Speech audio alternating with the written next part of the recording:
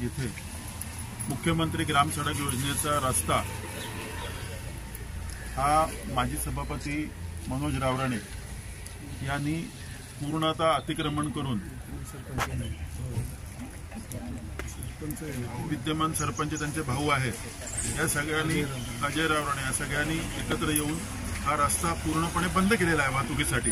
Gate त्याला टाकलेला आहे, रस्त्यावर पूर्णपणे कंपाऊंड घातलेलं आहे आणि तिकडून कुठल्याही प्रकारची वाहतूक करायला त्यांनी बंदी घातलेली आहे। असं असतानाही केवळ सत्तारूढ पक्षाचे भारतीय जनता पक्षाचे कार्यकर्ते आहेत म्हणून त्यांना पाठीशी घालण्याचं काम शासकीय अधिकाऱ्यांनी केलेलं आहे आणि याच्यासाठीच आजच विधानसभेत येत्या शुक्रवार शनिवारपर्यंत याची लक्षवेधी आमदार जितेंद्र आव्हाड, आमदार जयंत पाटील साहेब, आमदार बाळासाहेब पाटील साहेब हे मांडतायत।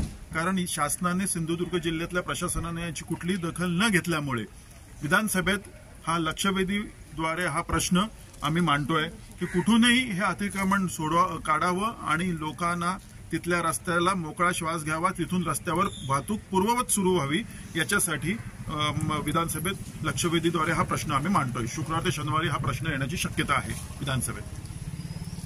जिल्हाधिकारी किशोर तावडे साहेबांची भेट घेतलेली होती, त्याच्यात तिथे सीओ मकरंद देशमुख सुद्धा होते। दुपारी 2 वाजता या संदर्भात सीओच्या चेंबरमध्ये यांची उपोषण करताना भेटायला बोलवलेलं आहे आणि त्यांनी अशी विनंती केली की तुम्ही आता उपोषण मागे घ्या, परत एकदा आम्ही इंजिनियर पाठवून त्या रस्त्याची पाहणी करून वस्तुस्थिती अहवाल आणि तो सुद्धा यांच्या उपस्थितीत हे जे तक्रारकर्ते आहेत त्यांच्याच उपस्थितीत व्हावं अशी आमची मागणी होती, तर ती त्यांनी मान्य केलेली आहे आणि त्यांच्या उपस्थितीतच आता या रस्त्याची पाहणी अभियंता करणार आहेत असं जिल्हाधिकाऱ्यांनी आम्हाला स्पष्ट सांगितलेलं आहे।